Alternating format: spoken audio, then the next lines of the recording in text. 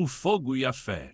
Fortaleza, maio de 2020. Rua 15 de novembro, número 317. Sol fraco, aquele que não esquenta, mas incomoda, como se o céu estivesse segurando a respiração. Eu, Lucas, 22 anos, estudante de engenharia mecânica na UFC. Trabalhava há 6 meses na metalúrgica São José, uma oficina suja de graxa e cheia de homens que falavam grosso. Não era o meu lugar. Eu só queria pagar as contas enquanto terminava a faculdade, mas ali, entre as máquinas e o cheiro de metal queimado, aprendi mais sobre a vida do que em qualquer aula de termodinâmica. O problema era o seu antenor. Um baixinho de braços grossos, ateu convicto, que vivia zoando a fé alheia. Reza não enche barriga, meu filho, ele dizia, batendo na minha mesa enquanto eu almoçava meu marmitex de bode guisado. Sim, eu comia bode, e daí? Se Nossa Senhora aparecesse aqui, ela ia desmaiar com esse cheiro de solda. Ria, tossindo o cigarro de palha que nunca apagava. Mas o pior não era ele. Era o seu Zé Maria, o torneiro mecânico católico de missa diária, que engolia seco cada provocação. Um dia, depois de Antenor soltar que santo só serve para enfeitar paredes, Zé Maria murmurou: "Um dia, meu filho, você vai ver", e saiu andando com aquele jeito calmo de quem já viu o mundo inteiro queimar e renascer. O incêndio era uma sexta-feira, véspera de São João. A cidade já cheirava a fumaça de fogueira, mesmo com a pandemia assombrando as ruas. Na metalúrgica, o expediente estava correndo quando, às 15h47, o inferno desabou. Um curto-circuito na sala de compressores. Faíscas voaram como vagalumes loucos e, em segundos, as chamas lamberam as paredes de madeira seca. O alarme não tocou, estava quebrado há meses. Só ouvi o grito do menino Jailson, o aprendiz: "Fogo! Fogo, porra!" Corremos, eu, Antenor, Zé Maria, todo mundo, mas as chamas cortaram a saída principal. A fumaça, negra e espessa, encheu o galpão em minutos. Tossíamos engasgados, os olhos ardendo. Antenor, que sempre ria de tudo, agora tremia, encostado na parede, o rosto sujo de fuligem. "Não tem saída, não tem saída", ele repetia, a voz quebrada. Foi quando Zé Maria, com uma calma que só os velhos têm, apontou para o fundo do galpão. "A porta dos fundos, mas está trancada com cadeado." "E daí?", Antenor cuspiu desesperado. "Você acha que a gente vai arrombar isso agora?" Zé Maria não respondeu. Só tirou do bolso um terço envelhecido, beijou a cruz e murmurou: "Nossa Senhora Aparecida, se é para hoje, que seja." E então, bam! Não foi uma explosão, foi um estrondo seco, como se algo tivesse cedido. O cadeado da porta dos fundos, que ninguém conseguia abrir há anos, caiu no chão, partido ao meio. A corrente se soltou sozinha. Como é que? Antenor arregalou os olhos. Não teve tempo para perguntas. Empurramos a porta, saímos correndo para o pátio dos fundos, onde o ar ainda era respirável. Quando olhamos para trás, o galpão já era uma fornalha, sirene de bombeiros ao longe. Salvos todos, o milagre ou não. No dia seguinte, o jornal O Povo estampou: "Incêndio destrói metalúrgica no centro, todos saem ilesos." Antenor, que nunca chorava, chorou. Sentado na calçada da 15 de novembro, com as mãos ainda tremendo, ele olhava para o terço que Zé Maria tinha emprestado. "Isso não faz sentido, Lucas", ele disse, a voz rouca. "Cadeado não se parte sozinho, não tem explicação." Eu não sabia o que dizer, também não acreditava em milagres, ou pelo menos não acreditava antes. Zé Maria chegou com um copo de água de coco, sentou do lado da gente. "Explicação tem sim", ele falou sorrindo. "Às vezes a gente só não está olhando para o lugar certo." Antenor segurou o terço com força. "E se não for isso, e se for só sorte?" Zé Maria deu de ombros. "Sorte é quando a gente escapa, milagre é quando a gente aprende." A lição que ninguém esperava. Uma semana depois, a lição que ninguém esperava. Uma semana depois, a fábrica ainda cheirava a metal derretido e óleo queimado, mas o ar era mais leve. O sol fraco de maio não esquentava tanto quanto o de fevereiro, mas bastava para deixar a pele úmida enquanto a gente andava pela 15 de novembro, esquivando dos buracos e dos vendedores de tapioca que gritavam quentinha: "Minha filha, só R$ 5." Antenor não tinha voltado a trabalhar, não depois do que aconteceu. Eu, Lucas, um mero estudante de engenharia que só estava ali porque precisava das horas de estágio, me vi no meio de uma história que ninguém ia acreditar. Zé Maria, o velho católico que não perdia uma missa na Catedral Metropolitana, insistia que era milagre. Antenor, o metalúrgico ateu que ria das procissões de Nossa Senhora Aparecida, não sabia mais em que acreditar. "Você vai contar para alguém?" ele me perguntou, enquanto a gente sentava num banco da Praça do Ferreira, observando os artistas de rua pintando quadros de São Pedro para a festa junina que já começava a ser montada. "Para quem?", respondi, dando um gole no meu suco de cajá. "Se eu contar que um cadeado de aço inox se partiu sozinho para salvar a gente de uma explosão, vão me internar no São José." Antenor riu sem graça, passando os dedos pelo terço que agora carregava no bolso. Zé Maria disse que a gente devia ir agradecer. Agradecer quem? Você sabe. Eu não sabia, ou melhor, não queria saber, porque se fosse verdade, se aquilo tudo tivesse sido intervenção, então o mundo era muito mais complicado do que eu pensava. Naquela noite, o cheiro de fumaça ainda impregnava minhas roupas. Eu tinha ido para a casa da minha avó no Benfica para lavar a alma com um prato de baião de 2 e uma prosa sobre os tempos em que Fortaleza ainda tinha mais coqueiros do que prédios. Vó Maria, com seus 78 anos e uma fé que não abalava nem com terremoto, olhou para mim enquanto eu empurrava o arroz com feijão verde. Está com cara de quem viu o diabo, menino. Vi coisa pior, vó. Vi um homem que não acreditava em nada começar a rezar. Ela fez o sinal da cruz, como sempre fazia quando alguém falava em desgraça. Rezar não é fraqueza, Lucas. É quando a gente admite que sozinho não dá. Sozinho, essa palavra doía, porque eu tinha visto Antenor, o cara mais durão da fábrica, chorar como criança quando o cadeado se partiu e a válvula de segurança, que estava travada, se abriu sozinha, evitando que o vapor superaquecido explodisse os tanques de combustível. E se for só física, eu insisti, tensão do material, fadiga. Vó Maria me olhou com aquele sorrisinho que só as avós têm quando sabem que o neto está se enganando. Física não explica porque o terço do Zé Maria estava intacto no meio do fogo e o seu celular derreteu. Eu não tinha resposta. No dia seguinte, Antenor apareceu na porta da minha república, perto da UFC. Tava com uma camisa limpa, cabelo penteado para trás e uma expressão que eu nunca tinha visto nele, medo de algo maior. Vamos nessa? Ele perguntou, segurando um rosário novo. Para onde? Para a igreja. Zé Maria falou que hoje tem missa às 6. Eu quase caí da cadeira. Você na missa? Pois é, ele coçou a nuca. Se tá errado, pior para mim. Mas e se tiver certo, Lucas? E se a gente tiver ignorando alguma coisa aqui que pode salvar a gente de novo? Não tinha argumento. Ou melhor, tinha 1000, ciência, lógica, probabilidade. Mas nenhuma delas explicava porque, quando a gente voltou para a fábrica 2 dias depois, o engenheiro-chefe, um cara que não acreditava nem em si mesmo, olhou para o cadeado partido e disse: "Isso aqui não é normal, nem com dinamite." A festa junina da paróquia de Nossa Senhora Aparecida, na Aldeota, estava começando a esquentar.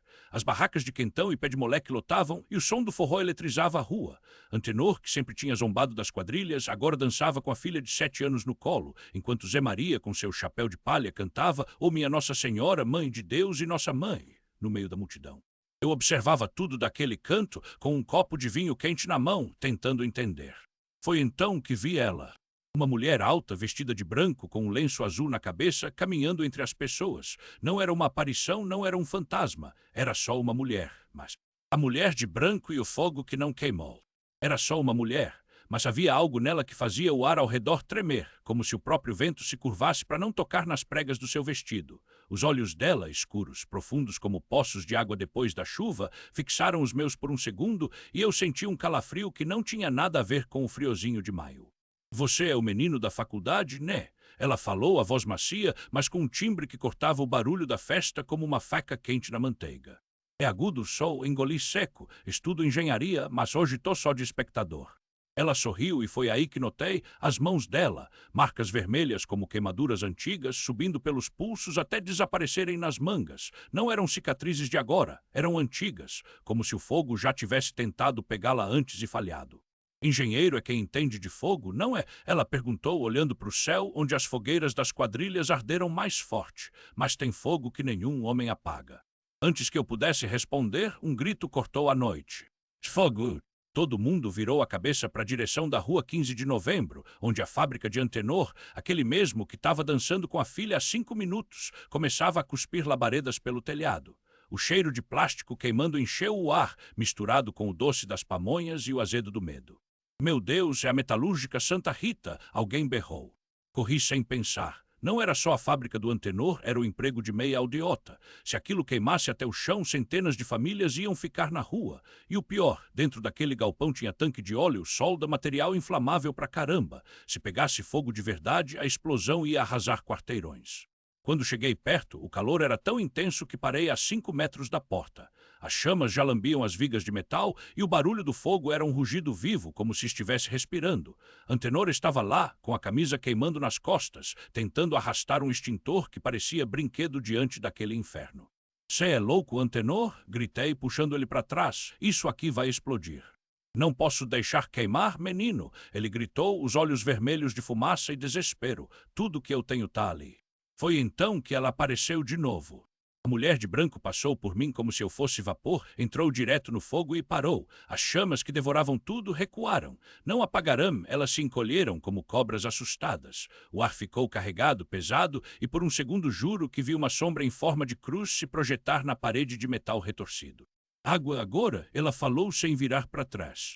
Não perguntei, não pensei. Corri para o barril d'água da festa junina, chamei Zé Maria, o Zé das barracas, o pessoal da quadrilha. Em 2 minutos, uma corrente humana estava jogando balde após balde nas chamas, e o fogo obedecia. Não se apagava de vez, mas também não avançava, como se algo segurasse. Antenor, tremendo, caiu de joelhos. Nossa Senhora, ele murmurou, fazendo o sinal da cruz.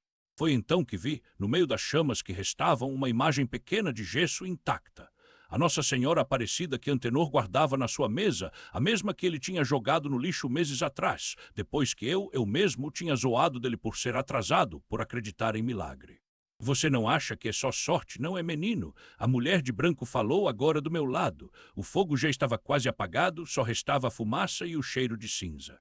Eu não sei o que eu acho, minha voz saiu fraca. Ela se aproximou e só então notei, o lenço azul na cabeça dela tinha um bordado dourado, um entrelaçado com um M. A fé não é para quem entende, é para quem precisa. Ela tocou meu ombro e foi como se uma corrente elétrica percorresse meu corpo. E hoje você precisou. Quando pisquei, ela não estava mais lá. 3 dias depois, a fábrica ainda estava de pé. Os bombeiros disseram que foi sorte. O vento mudou de direção, a estrutura aguente. O último fôlego da fé. O cheiro de queimado ainda colava na pele, mesmo depois de 3 banhos. Eu sentava na calçada da rua 15 de novembro, em frente ao bar do seu Zé, com um copo de suco de caju gelado na mão, o único lugar que ainda servia algo fresco naquela tarde de maio, quando o sol fraco mais parecia uma ameaça do que um alívio. A fábrica de peças metálicas, onde eu trabalhava meio período, a Metalfor, ficava a 2 quadras dali e o que restava dela era um esqueleto preto, mas intacto. Os bombeiros tinham dito que foi sorte. O vento mudou, a estrutura aguentou, sorte. Mas eu sabia que não era só isso. Ó circunflexo garoto, tu tá com cara de quem viu o diabo, gritou Dona Maria, a dona do bar, enquanto jogava uma casca de laranja no balde de lixo. Ela era daquelas que falavam alto para todo mundo ouvir, como se a vida fosse uma peça de teatro e ela, a protagonista. Vi coisa pior, dona, respondi, sem tirar os olhos do chão. A imagem da mulher de branco ainda queimava na minha memória. O lenço azul, o bordado dourado. Arreme. Ai, agudo, conta aí então. Ela se sentou ao meu lado, o corpo cheio de curvas se acomodando no banco de plástico. Aqui só tem fofoca de vizinho e reclamação de conta de luz. Preciso de um caso bom para contar para os clientes. Suspirei, não queria falar. Mas alguma coisa dentro de mim, talvez a mesma coisa que tinha me feito correr para dentro da fábrica em chamas, me empurrou a abrir a boca. Teve um incêndio ontem, quase todo mundo saiu, menos o seu Antenor. Dona Maria fez o sinal da cruz. Esse homem é teimoso demais, reza para Nossa Senhora, mas não acredita nela. Pois é, ele estava lá dentro, trancado na sala dos fundidores. A porta estava quente demais para abrir, minhas mãos tremiam só de lembrar. Eu tentei, os bombeiros ainda não tinham chegado, aí ela apareceu. Quem, garoto? Uma mulher de branco com um lenço azul na cabeça. Olhei para Dona Maria esperando que ela risse, que dissesse que era alucinação, cansaço, medo, mas ela só ficou quieta, os olhos arregalados. E o que ela fez? Ela mandou eu chutar a porta. Engoli em seco. Eu chutei, a porta abriu, o seu Antenor estava caído no chão tossindo. A gente saiu. Quando olhei para trás, ela tinha sumido. Dona Maria se benzeu de novo. Depois pegou meu braço com força. Isso não foi sorte, não, meu filho. Isso foi milagre, e milagre a gente não esquece.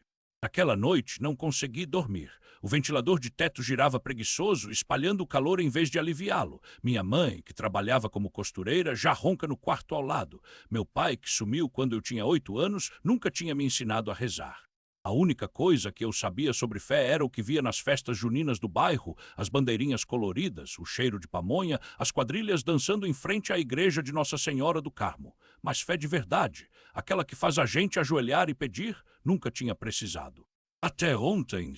Levantei da cama e fui até a janela. Do meu quarto, no segundo andar de um sobrado na rua 24 de Maio, dava para ver o brilho fraco das luzes da fábrica, intacta. Os bombeiros tinham dito que o fogo deveria ter derrubado tudo, que a estrutura de metal deveria ter cedido, que o seu antenor deveria ter morrido. Mas não o seu. E a mulher de branco, quem era ela? Peguei o celular e digitei no Google Nossa Senhora lenço azul bordado dourado AM. Os resultados apareceram instantâneos. Imagens de Nossa Senhora Aparecida, o manto azul, as iniciais Ave Maria entrelaçadas, o santuário em São Paulo. Meu coração bateu mais forte. Não era possível. Ou eras? No dia seguinte, a fábrica reabriu. O cheiro de queimado ainda estava no ar, mas o pessoal tinha voltado, até mesmo os que tinham saído correndo no dia do incêndio. O seu antenor, com as mãos ainda enfaixadas, chamou todo mundo no pátio. Escutem aqui, galera, falou, a voz rouca de tanto tossir fumaça. Essa fábrica quase foi pro espaço, mas não foi, e eu não tô aqui para falar de sorte, não. Ele olhou para mim, direto nos olhos. Tô aqui para falar de milagres. A palavra caiu no pátio como uma pedra no meio do rio. Alguns cruzaram os braços, outros cochicharam, mas ninguém riu. O sol fraco de maio mal conseguia furar a névoa de cinzas que ainda pairava sobre os telhados da rua 15 de novembro. O cheiro de metal derretido misturava-se ao de café coado na cantina, onde a dona Marluce, com seu avental de chita florido, servia pingado para quem quisesse afogar as mágoas. Milagre não é coisa de padre não, rapaziada, continuou o seu antenor, passando a mão enfaixada no rosto sujo de fuligem. É coisa de quem tá vivo para contar, e a gente tá. Eu engoli em seco. As iniciais AM no manto da imagem queimada não saíam da minha cabeça. Não era coincidência, não podia ser. Ontem à noite, enquanto vocês estavam em casa, eu e o menino aqui, ele apontou para mim, a gente foi ver o estrago. E sabe o que a gente encontrou? Silêncio, até o vento pareceu parar. Uma imagem de Nossa Senhora Aparecida intacta, no meio do inferno. Não estava queimada, não estava derretida, não estava nada. Só ela, e olhem só isso. Ele abriu a mão boa e mostrou um pedaço de tecido azul bordado com fios dourados, o mesmo AM entrelaçado. Isso aqui estava dentro do fogo e não pegou chama. Alguém sussurrou um ai meu Deus, mas o que mais me marcou foi o Olhares, o do Zé Maria, o metalúrgico ateu que vivia zoando o seu antenor por causa das rezas antes do expediente, o do Damião, que tinha saído correndo no incêndio e agora morda a língua, até o do velho Chico, o mais cético da turma, que só acreditava em trabalho duro e cachaça gelada, estava com os olhos arregalados. Eu sei que alguns de vocês não acreditam, seu antenor baixou a voz, mas eu também não acreditava em nada até ontem. Agora eu sei que tem coisa nesse mundo que a gente não entende, e se a gente não respeitar, a gente paga. Zé Maria cuspiu no chão, mas não disse nada, o silêncio pesou como chumbo. 3 dias depois, a fábrica voltara a funcionar em ritmo lento, mas funcionava. As máquinas rangiam, o cheiro de óleo queimado ainda dominava o ar e as paredes negras de fuligem pareciam contar uma história que ninguém queria repetir. Eu que só estava ali por causa do estágio da faculdade, engenharia, graças a Deus, porque senão não sabia nem por onde começar, me vi no meio de um mutirão para limpar os escombros. Foi quando Zé Maria me chamou num canto. Ó, universitário, ele falou, com aquele sotaque arrastado de quem nasceu e cresceu no Pirambu. Você acha mesmo que foi ela que salvou a gente? Eu podia mentir, podia dar uma de cético, como ele sempre fez, mas olhei para aquelas mãos grossas, cheias de calos, e lembrei do manto azul. Não sei, Zé, mas você acha que foi sorte? Ele ficou quieto, olhando para o chão. Depois tirou do bolso um terço de contas pretas, gasto pelo tempo. Minha mãe me deu isso quando eu era guri. Disse que um dia eu ia precisar. Eu nunca usei. E agora? Agora ele apertou o terço na palma da mão. Agora eu tô pensando em começar. Junho chegou. E com ele as festas. Mesmo com a pandemia assombrando, sim, era 2020, e o medo do vírus ainda colava na gente como breu, o pessoal da fábrica resolveu fazer uma pequena festa junina no pátio. Não tinha fogueira, não tinha multidão, mas tinha quentão, bolo de milho e até um sanfoneiro que o Damião arrumou por 2 pacotes de cerveja. Seu antenor, que agora não começava mais o expediente sem uma oração rápida, pendurou a imagem de Nossa Senhora Aparecida numa parede limpa, bem no centro. E ali, entre bandeirolas de papel colorido e o cheiro de pamonha, a gente se reuniu. Zé Maria, que antes ria dos fanáticos, foi quem acendeu a vela. Para quem quiser acreditar, disse, com a voz mais baixa que o normal. Ninguém zoou. A lição não veio com palavras. Veio quando, meses depois, a fábrica estava de pé novamente, as máquinas funcionando a todo vapor, e o Zé Maria me chamou para mostrar uma coisa. Era um mural, pintado por ele mesmo nas horas vagas. Nossa Senhora Aparecida com o manto azul, segurando nas mãos não um rosário, mas uma chave inglesa. No final, tudo fez sentido e aquele milagre me ensinou a valorizar cada instante.